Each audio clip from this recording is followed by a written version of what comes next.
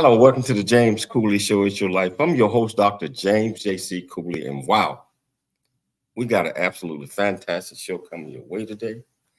And I tell you, I'm still in Southern California, up in Temecula, having a great time. And my co-host, Michelle Cooley, is still back in Texas. But we're going to talk about a topic today that I think is dear to everybody because I think we need to get back to moral values.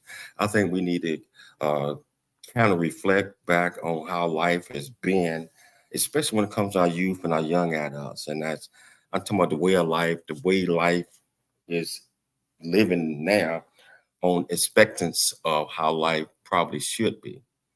And so we got a extremely tough topic to talk about, but I think it's so important. And I think we all are going to get a very, very good understanding and education from this. But before we do any of these things, I like to hook up the radio, television, all the live streaming platforms together at the same time. So, Chris, let's do it. It's Your Life is sponsored by James J.C. Cooley. Life is a series of circles and cycles, phases and stages. These are your experiences that teach you the lessons of life. You can either ignore them or embrace them. Welcome to the James Cooley Show. It's Your Life. James is a motivational speaker, author, military veteran, and founder of the James Cooley Foundation. James is here to equip you to strive for greatness and to overcome adversity. It's time to get equipped today for the challenges of tomorrow. Now, here's the host of It's Your Life, James Cooley. Hello, welcome to the James Cooley Show. It's Your Life. I'm your host, Dr. James J.C. Cooley, and I'll tell you, wow, we got an absolutely fantastic show coming your way today, and I'm excited about the topic that we're going to talk about and this absolutely marvelous, wonderful guest that's going to educate us and inform us and teach us on some of the things that I think that's so important to values and morals. And so I'm not going to give away the topic right now because I got my executive producer and co-host, Dr. Michelle Cooley, that's going to explain all of that to you. But how are you doing today, Doc? I'm doing fine, James. It's raining here in Texas, in Fort Worth. It rained last night and it's raining again now. But, it's cooling the temperatures down, but, I want some fall weather here.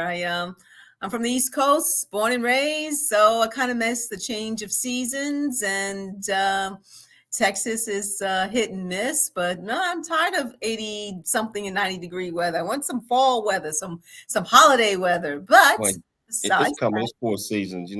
I'm excited about the guests that we got on the show today, Michelle. Yes. I'm just like I mentioned, I'm extremely excited about the topic because I think we need to bring this back into focus, and I think we need to just get an understanding of what this gentleman is going to talk about. So wherever you're watching this at, if you're watching it on E360 TV, Transfer TV, over 45 streaming live platforms, or listen to it on the radio. If you want to, all you have to do, if you want to call in and be part of it, dial 1-866-577-2473, or whichever platform that you're watching it on, just go to the comments and ask this great guest any question that you might have. I promise you we'll get you an answer. Michelle, I can't take it no more. Can you please tell our viewers and our listeners the title of the show, the purpose of the show, and introduce this absolutely wonderful guest that we have? Most definitely. So the title of today's show is Restoring the Dream for America's Youth. We're having a conversation with Scott Phelps. He's Executive Director of Abstinence and Marriage Education Partnership, A&M. We're going to talk about the mission and goals of AMN, discuss the biggest challenges facing teenagers today, and also about the training and the curriculum created by AMN for training and equipping for success. So let's tell you a little bit about our guest today, Scott Phelps. Again, he serves as Executive Director of the Abstinence and Marriage Education Partnership near Chicago, Illinois, and is a co-founder of the National Abstinence Education Association in Washington, D.C. He is the author of 5 of popular character-based abstinence education programs for youth, which are widely used around the country: Game Plan, Quest, Aspire, Navigator, and Excel. He conducts training seminars nationally to help parents and teachers effectively communicate the benefits of abstinence and marriage to youth. His career is dedicated to helping today's teens to resist negative pressures and make good decisions for their lives. Scott holds a bachelor's degree from San Francisco State University and a master's degree from Trinity International University in Deerfield, Illinois. His training seminars have equipped over 4,000 teachers across the country, and A&M programs have reached approximately 2 million teens across all 50 states. So please welcome to the show, Mr. Scott Phelps. How you doing, Scott? Welcome to the show, my friend. How you doing? Doing really well. Thanks so much for having me on. It's a pleasure. It's an absolute pleasure having you on and just addressing this topic today, which I think is much needed in our society, and especially in our youth and young adults, and just giving them an understanding of, what life probably should be. I'm talking about and controlling a lot of things, especially when it comes to character, when it comes to ownership, when it comes to particular finding your soulmate. So Scott, can you tell our viewers and listeners a little bit more about you, where you grew up, your hobbies, and why this topic that we're talking about is so important to you? Yeah, so I grew up in a very conservative area of the country, San Francisco, California. And I grew up there in the 60s and 70s during the height of the sexual revolution near Haight-Ashbury. And yet, I say that, and yet it was still not anything like it is today. There have been significant changes in my home city, but that is where I grew up, and then moved out to Chicago to attend graduate school out here, and I have been in the Chicago area ever since. And this is where we launched the Abstinence Marriage Education Partnership, coming up on 20 years ago. Next year will be 20 years. And this is our headquarters here in Chicago.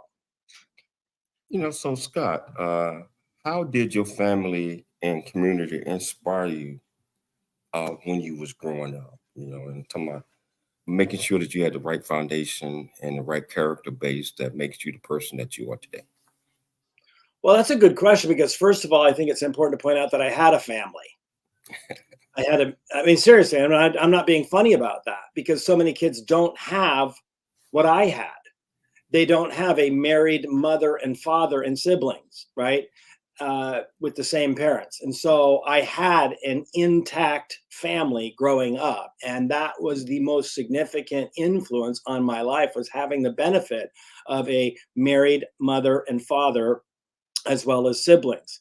Beyond that, we had living with us when I was a child, my very godly grandmother, who was a tremendous influence on my life, who prayed for me regularly, and was, I think, had a significant impact in my life, both in her influence to me and her role model for me. So along with my parents and my grandmother, I had a lot of benefits through that experience. So with all that being said, with grandmother, family intact, if you had to identify just one word, adjective, to describe who is Scott, what would that adjective be and why? Yeah, thanks. I think the adjective that would best describe me, which is what people tend to write on my evaluation forms when I do teacher trainings, is they say we love his passion. I think I'm a passionate person. And I'm very passionate about the work that I do. When I do an all-day teacher training seminar, which is mainly what I do around the country, I spend my time training up teachers to teach our programs. I absolutely love it. I love it. And I am very passionate about what I am teaching, because I believe in it completely, because it is rooted in objective fact. And I am passionate that all kids in the country have the opportunity to learn the things that we're teaching. And so I think passion is probably the best way that I would describe myself. Wow, that's a great adjective. Hey Scott, the title of the show today is Restoring the Dream for American Youth. Before we dive into that, why did you come up with that title, and why do you think that is so important that we do that right now? Yeah, well, and we can get into the details perhaps a little bit later on, but big picture, I would say Restoring the Dream, we've already touched on it, that I had the benefit of something that so many of our youth today don't have, and that is an intact married parent family. So many of our kids don't have that, and that's what we're talking about, restoring the dream for them, that although they don't have that, they can have that, right?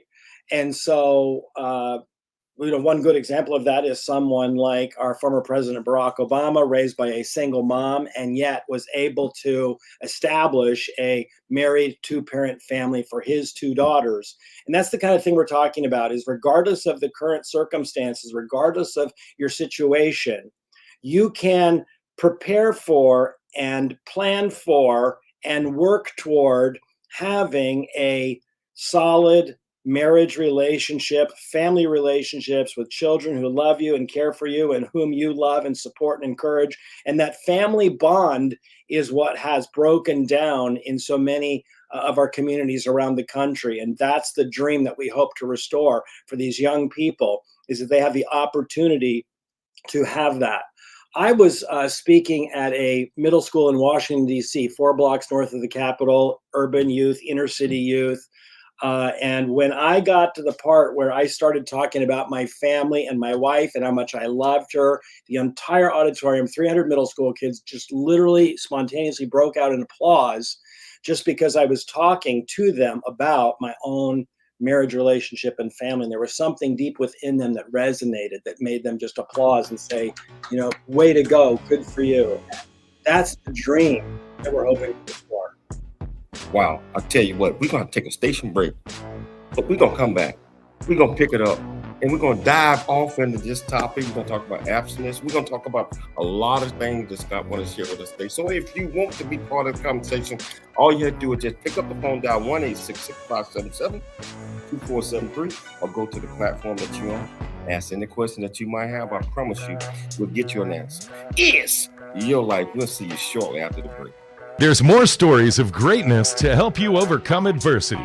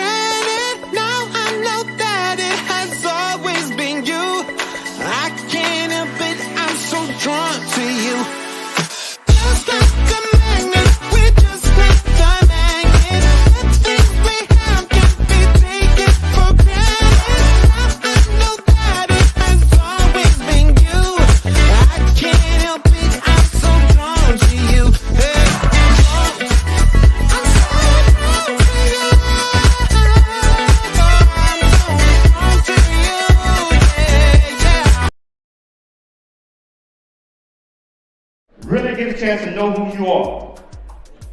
And once you know who you are, you truly know who you are, love who you are. Love who you are. You're a masterpiece. Love who you are. Love who you were born to be. Love me some me.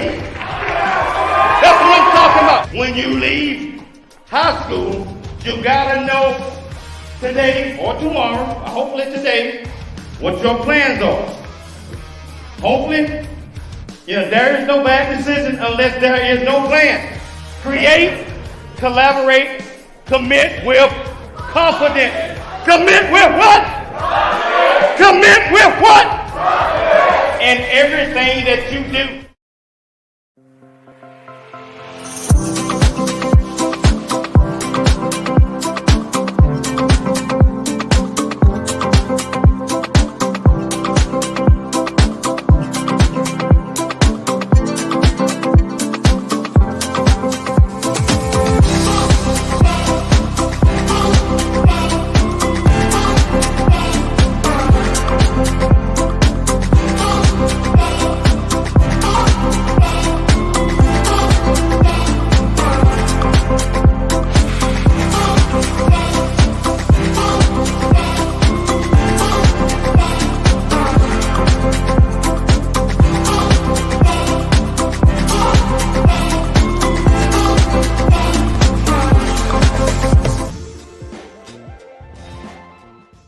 Hello, welcome back to the James Cooley Show. It's your life, and I tell you, just getting the first segment, getting this opportunity to know a little bit about Scott.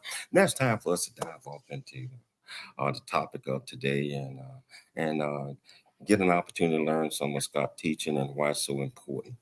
And so, Scott, so we're talking about abstinence, and I got a couple of videos I want to show, but can you just tell our viewers and our listeners what do you mean by you started on restoring the integrity, restoring the youth with a lot of things that we haven't been living by or haven't been. So can you start it off, and then I want to show a quick video of how you teach abstinence in education.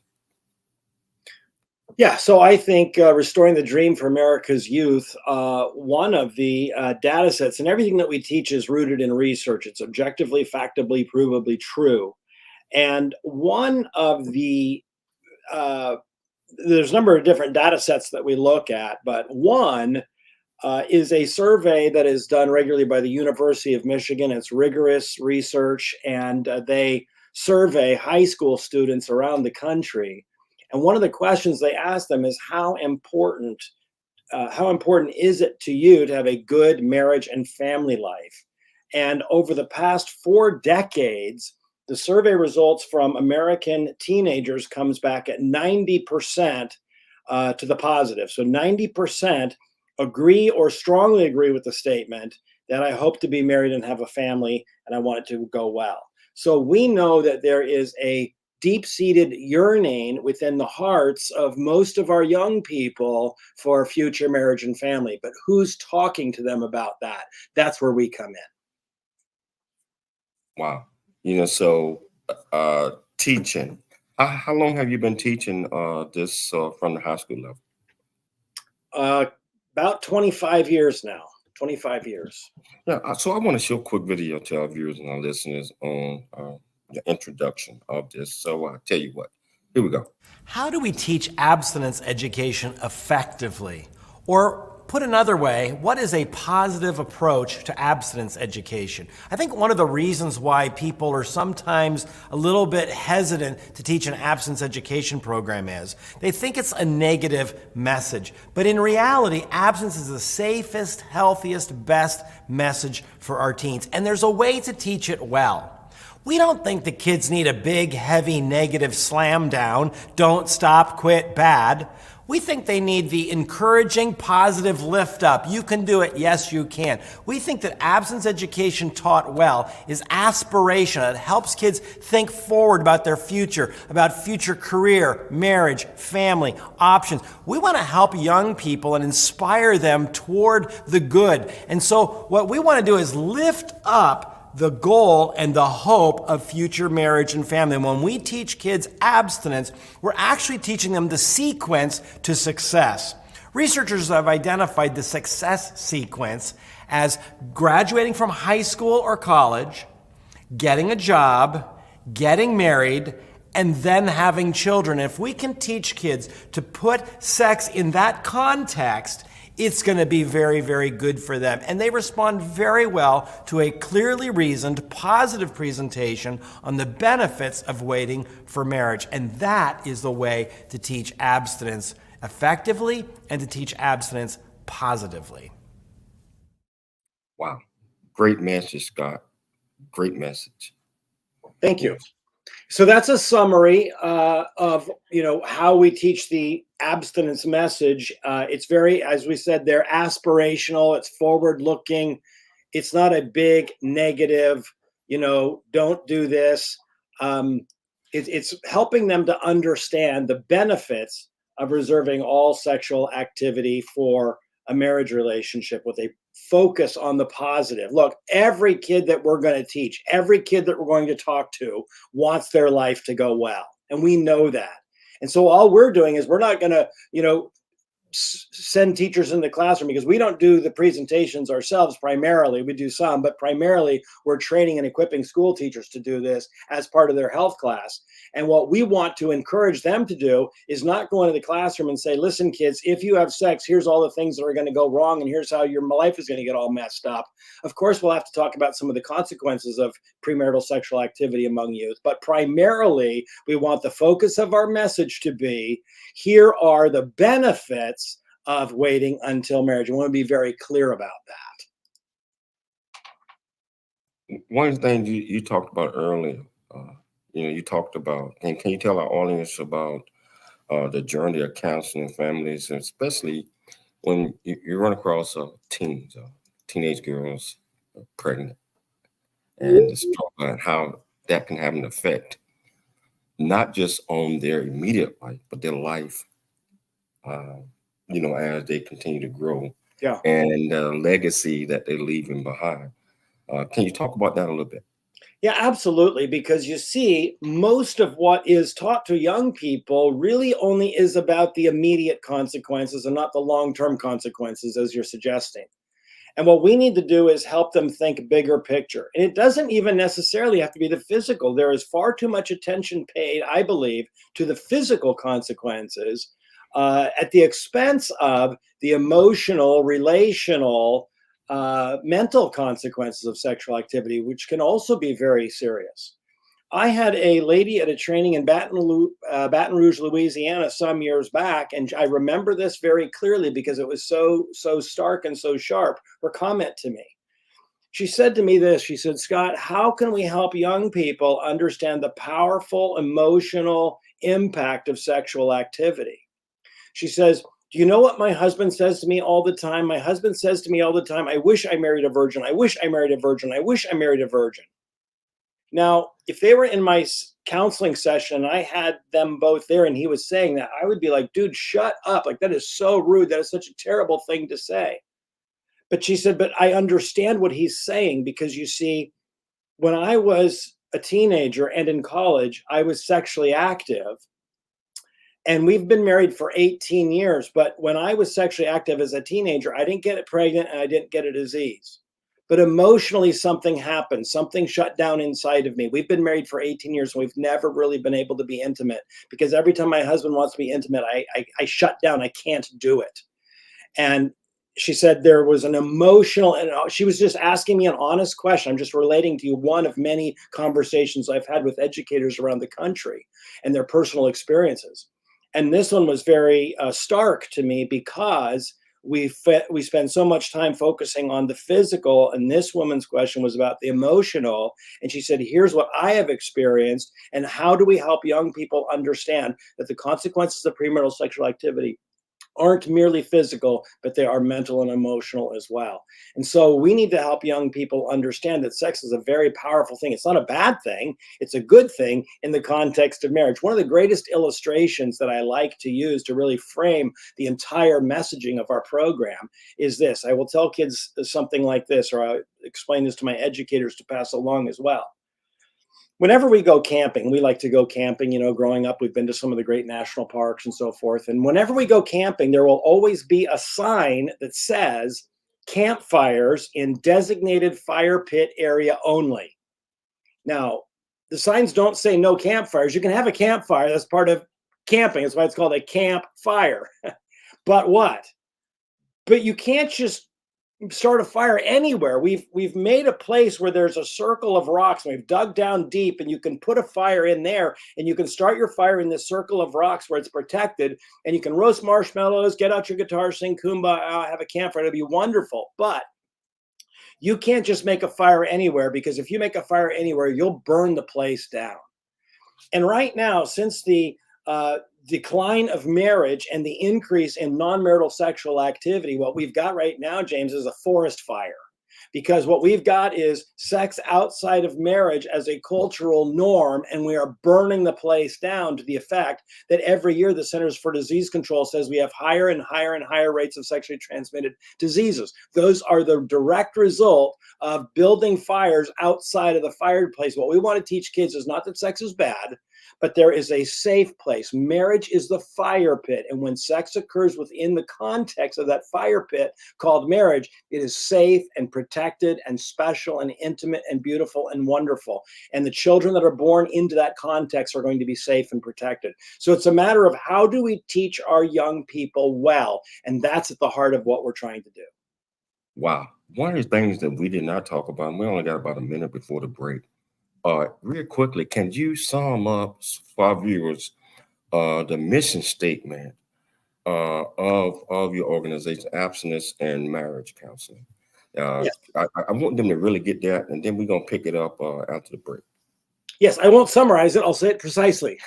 Abstinence and Marriage Education Partnership exists to ensure that every teenager in the country has the opportunity to hear a clearly reasoned, positive presentation on the benefits of abstinence until marriage and instruction on preparing for a healthy future marriage. We are A&M, abstinence and marriage. We want to help them understand and appreciate how those things go together and how those things can be good for you.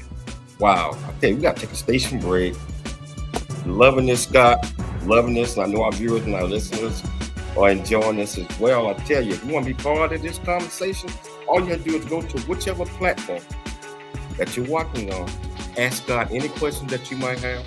Promise you we'll get you an answer. Or pick up the phone down 1-866-577-2473. We'll be back with more Scott Phelps shortly after the break. It's your life. We'll see you then. There's more stories of greatness to help you overcome adversity coming up on It's Your Life with James.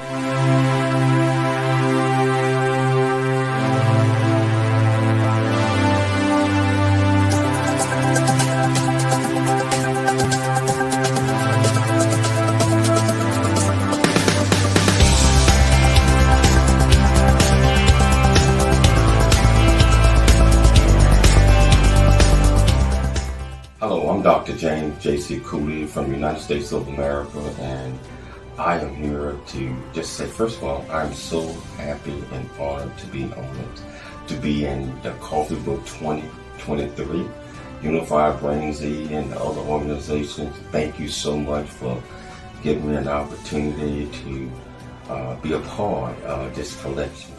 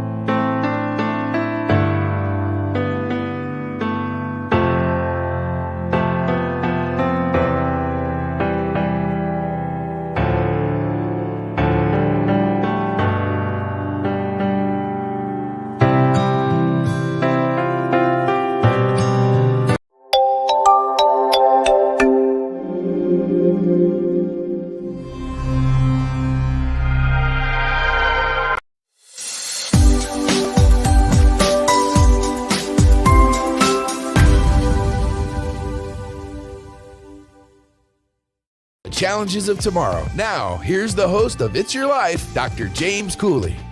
Hello, welcome back to the James Cooley Show, It's Your Life. And my absolutely wonderful guest, Scott Phelps, here is really educating us. And I tell you, it's so intriguing to hear and discuss these type of conversations, because I believe it's so needed in our society today. And it's so needed in shaping the next generations and generations to come, so we won't have broken homes, so that I believe when people are meant for each other and they wait, and I'm not going to tell you that I did that. I kind of, after listening to this conversation with Scott, I wish I would have had someone to teach and tell and explain what it meant and what it means to have a clear understanding of what you're doing. So I want to pick it back up from there, Scott. But first of all, I want to show another video before we even get back in this discussion. Here we go. Abstinence-only education. What is that? Abstinence-only education refers to teaching young people the safest, healthiest context for sexual activity to occur is in a marriage relationship. See, today's teens are bombarded by sexual messages and sexual imagery, but all about without any sense of context.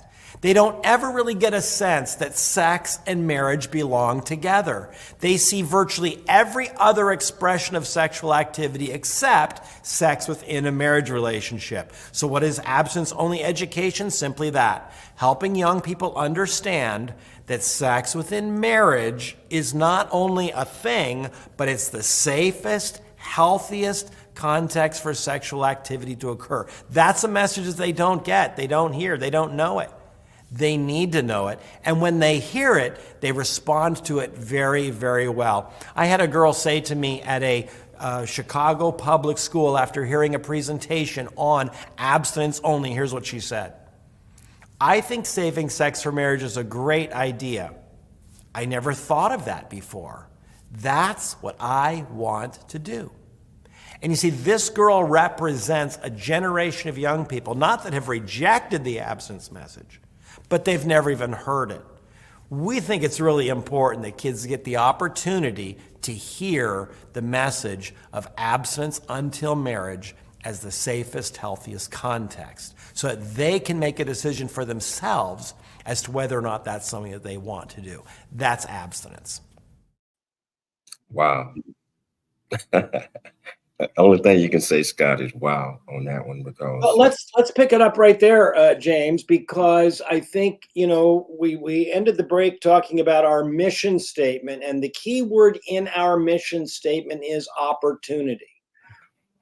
I describe my adjective as passion. My passion is that every teenager in the country would have the opportunity to learn these things. Look, we're under no illusions that every teenager in the country is going to adopt this lifestyle choice. But we believe every teenager in the country should have the opportunity to choose this lifestyle choice, and they don't have it now. The typical sex education program in America is not going to provide this lesson to them. The typical sex education program in America is going to teach all about the different forms of contraception and how to use them. And there is no real discussion on reserving sexual activity for the context of marriage. I'm unaware of, and I've laid this challenge out everywhere I go, and no one has responded yet. But I asked the question, or I put it this way. I know of no sex education curriculum in the country that even gives kids the option of reserving all sexual activity for the context of marriage. It isn't there. They're not hearing it.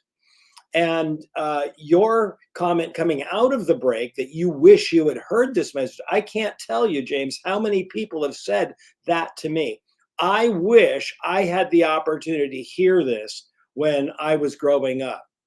It is the most common refrain that I hear. We did some videos with Mike Singletary in the Bears locker room, Chicago Bear Hall of Famer linebacker Mike Singletary.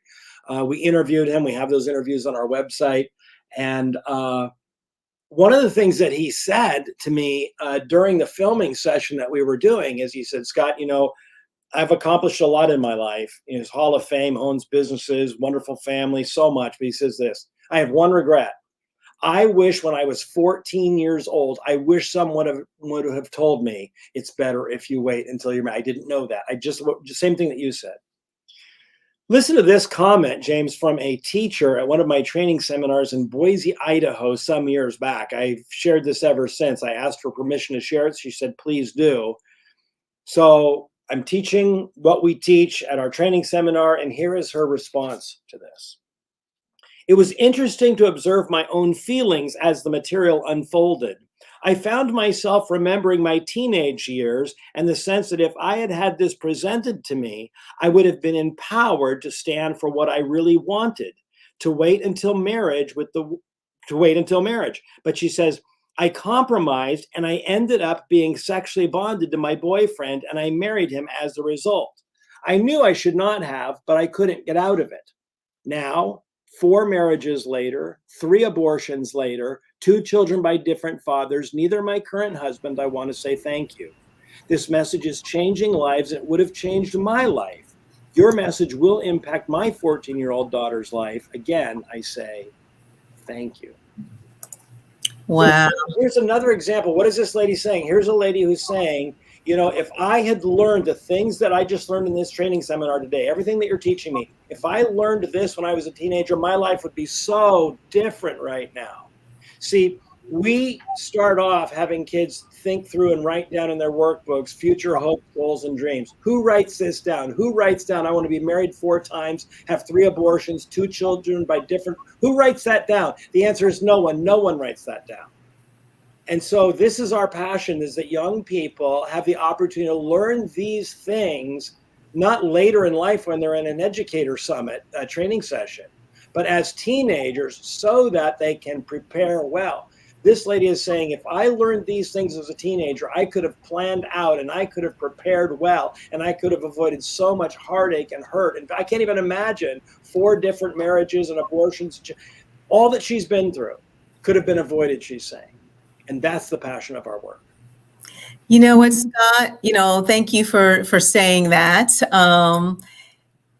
You know, with the teenagers today, peer pressure, you know, making them feel the peer pressure making them feel less than if they do not, you know, engage in sexual activity. There's a lot of peer pressure out there. Social media, you know, movies glorify, you know, premarital sex. Yes. But one thing you did mention, and the question is coming here. One thing you did mention is one of the ladies or someone you spoke to is that, you know, she couldn't, even though she'd been married to a husband for 18 years or so, the intimacy is not where she wanted it to be. And I don't know if you heard this before, but you probably have. When you're with somebody, you know, premarital sex, that you kind of, that your spirits are connected, so to speak, and the any hurts or bitterness or pain or emotional pain, even though you move on, it's still there. So can you kind of talk about how to make, or what training goes involved to make teenagers see things like this? Yes. And also maybe the parents who maybe did not participate in, you know, educating their kids at a time, or maybe they went through certain things themselves, how they can really understand how it's beneficial for their families. Yes, a very good question. I'm glad that you brought that up, because one of the things that we do want to help young people understand is it's never too late to start over again. And we want to encourage them on that path. The other thing I would say about that story from the teacher in Louisiana, that I'm always a little bit hesitant to share it, because these are subjective experiences, right? Everyone is going to respond differently. And I don't in any way mean to suggest that everyone is going to have that experience. I think that was, you know, perhaps a unique experience to her. I'm sure other people have gone through something similar, but who knows? Because those are very difficult to catalog and to research. But I'm simply giving one anecdote of a true story that was relayed to me, but everyone will react differently. But we can certainly say this, that the fewer sexual encounters that a person has, the less, you know, things they will have to deal with, sort of to untangle later on. If a young person is sexually active in the high school years, the worst thing I could do as an educator is to in any way encourage them in that behavior. The best thing I can do for a sexually active teen is help them understand that it's never too late to start over again. And we can talk more on the other side of the break. Yeah, it's never too late, and that's a great point right there. I tell you what, this is great. This is a great conversation. We got to figure out a way of getting Scott in every high school in the country. Teach this. I tell you what, I'm enjoying this, and I know you all as well. Want to be part of this conversation? Not too late. Just look at the comments. Answer any question that you might have. Promise you, we'll get you an answer. It's your life, and we'll see you shortly after the break. There's more stories of greatness to help you overcome adversity coming up on It's Your Life with James Cooley. Noah Dingley here, producer of The James Cooley Show, It's Your Life. And the new audio version of James' book, Country Boy, City Boy, A Journey That Ain't Over Yet, is a must-have. James shares his true life story of struggle and success in America. It's both a cautionary tale and a roadmap to achieving the American dream. Get the new audio version of Country Boy, City Boy, A Journey That Ain't Over Yet by James Cooley on Amazon.com or wherever audiobooks are sold.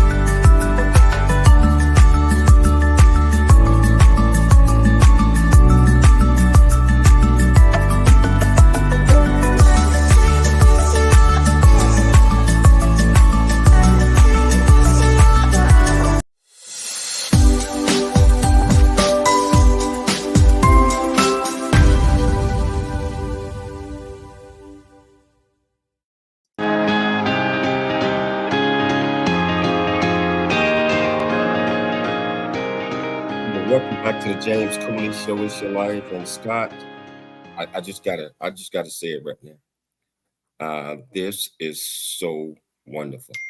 I don't know why it took us this long to put something like this together. It's your fault, Noah. No, I like to thank Noah Dingley for putting us in contact, because this is such a wonderful show. And I can tell, I'm looking at the viewers, and we got a lot of them out there that's tuned into this, and they are enjoying this. So thanks so much, Noah. Scott, man, this is wow. I meant what I said toward the end of the break. This need to be taught, and at many high schools across the country as possible. We absolutely believe that, James. We absolutely believe that this is a message that kids absolutely need to hear. Look, whatever they choose to do is completely up to them, but we got to give them the opportunity. We have to let them make the choice. Here's what's happening all across America is we're making their choices for them. What adults are saying is kids aren't going to choose abstinence, therefore we won't teach it to them. And that to us is a real tragedy. The fact is that most teens are already choosing abstinence. According to the Centers for Disease Control, 70% of America's youth are not currently sexually active. The majority of high school students are not having sex. And so the idea that they're not going to be abstinent is simply not true. It's not supported by the data. And so we believe it's necessary to help these young people understand, and here's a key, not just to wait, but to wait for marriage. Because much of what's out there in the world of quote unquote abstinence is, hey kids, it's really good for you to wait. Well, wait until when? So it's really important to help them understand the objective benefits of reserving all sexual activity, not for a year from now, not for 2 years from now, but until you're in a marriage relationship. And that's because marriage provides an objective standard. See, what's common to say, well, let me read it to you here from the University of Boston Press in a book called The Art of Loving Well. This is really important because this is kind of what's out there all over the country when you talk about abstinence. This book called The Art of Loving Well has a lot of great stories in it. But here's the preface of the book from the University of Boston Press. A third theme of this book is that sexual relationships are a big deal and should never be taken lightly. Momentary satisfaction outside the context of a mature and deeply intimate relationship usually results in someone getting hurt. Well, now hold on a minute. What is a mature and deeply intimate relationship? What is that? And can two high school students have a mature and deeply intimate relationship? And my point is that a lot of what is taught today is don't have sex unless you're in a mature and deeply intimate relationship. So that is a subjective framework that is going to be different with every individual. Is it possible for two high school students to have a deeply intimate and mature relationship? Of course, for them to think that. And so if I say to kids, now listen, it's really important to understand the benefits of reserving all sexual activity for the context of a mature and deeply intimate relationship, they're going to be like, check mark, got that, let's go.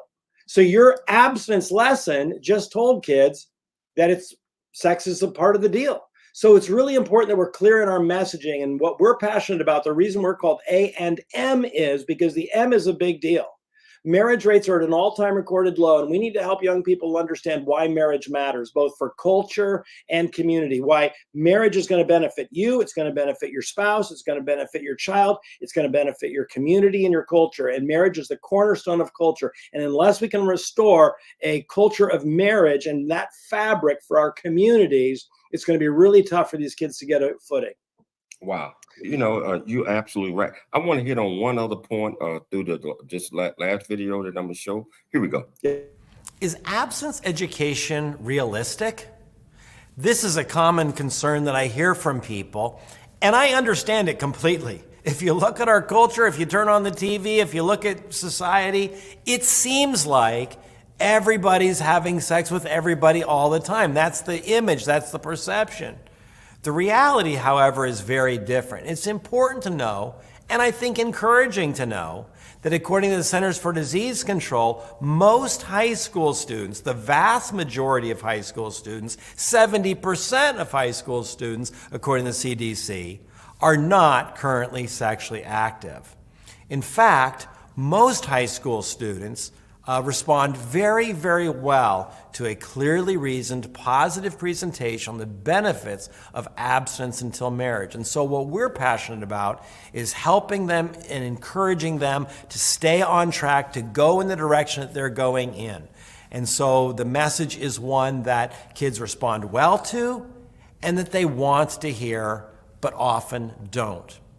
One of my friends is a public school teacher, just retired actually after 40 years in the Chicago public school system. He was a teacher and a principal in the Chicago system. And he said to me, Scott, in 40 years of teaching school in Chicago, I found that most students I talked to had never had anyone encourage them to save sex for marriage. And so we're really passionate to ensure the kids have the opportunity to hear and to learn this message. And when they have a chance to hear it and learn it, they respond to it really, really well. Wow. 70%. That's a CDC statistic. That's the Federal Youth Risk Behavior Surveillance System. It's now actually up to 70, I think it's 72, 73%. And it keeps climbing in terms of the numbers of the percentage of kids who are not sexually active. And so we need to appreciate the fact that kids can make healthy decisions. They can make, they can make good decisions. We need to be able to give them that opportunity. This whole idea of restoring the dream that we're talking about is consistent with a message that I actually read about in a book, and I went and looked it up. And I quote this in my training seminars. It's a speech on Father's Day by Barack Obama. And I didn't say President Barack Obama because it was just before he was president, actually. Senator, I should say, Barack Obama. And here's what he said on a Father's Day speech. Quote, "Of all the rocks upon which we build our lives, we are reminded today that the family is most important. And we are called to recognize and honor how critical every father is to that foundation. They are teachers and coaches. They are mentors and role models. They are examples of success and the men who constantly push us toward it. But if we are honest with ourselves, we'll also admit that what too many fathers are is missing from too many lives and too many homes. They have abandoned their responsibilities, acting like boys instead of men. And the foundations of our families are weaker because of it." We know how true this is in the African American community. We know that more than half of all Black children live in single-parent households, a number that has doubled since we were children. We know the statistics that children who grow up without a father are 5 times more likely to live in poverty and commit crime, 9 times more likely to drop out of school, 20 times more likely to end up in prison. They are more likely to have behavioral problems or run away from home or become teenage parents themselves. And the foundations of our community are weaker because of it. How many times in the last year has a city lost a child at the hands of another child? How many times have our hearts stopped in the middle of the night with the sound of a gunshot or a siren?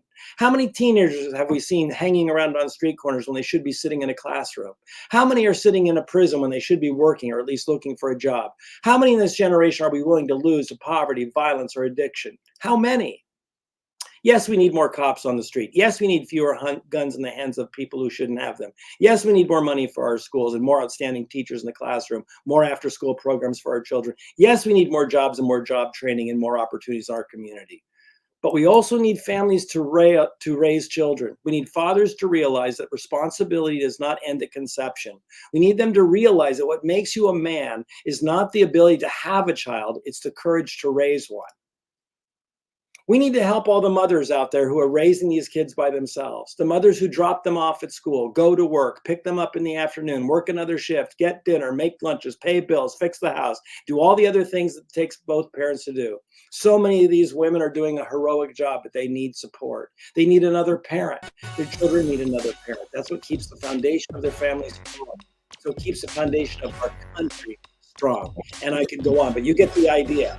I get it. Scott, we're out of time. Hey, so if people want to reach out to you, can you tell them real quickly how can they get in touch with you? And I got to have you back on the show again if your schedule permit, because this is such a discussion that need to be talked about more and more. So first of all, how can they get in touch with you if they need to get in touch with you or want to reach out? Thank you. Our website is ampartnership.org. They can reach us through the website, ampartnership.org. There's a tab there that they can contact us, and we can be happy to give them all the information that we're talking about today. Hey, Scott, I want to thank you so much for taking the time to come on the show. I'd like to thank my great friend, Noah Dingley, for setting this up.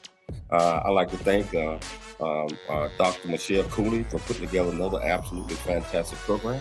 I'd like to thank KCBQ for, just being there supporting and running this. Most importantly, I'd like to thank our viewers, our listeners, for tuning into the James Cooley Show, Monday through Friday, 12 p.m. Pacific Standard Time. Always remember to dream big, think big, and be big at everything you do. We'll be back tomorrow, same time, same place. It's your life. We'll see you then. Thanks for joining us for the James Cooley Show. It's your life. To learn more about Dr. James Cooley and how you can support the show or become a guest, visit CooleyFoundation.org. Join James for more motivation and inspiration to help you become equipped today for the challenges of tomorrow. This has been It's Your Life with Dr. James Cooley, where you learn how to dream big, think big, and be big in everything you do. It's Your Life is sponsored by James J.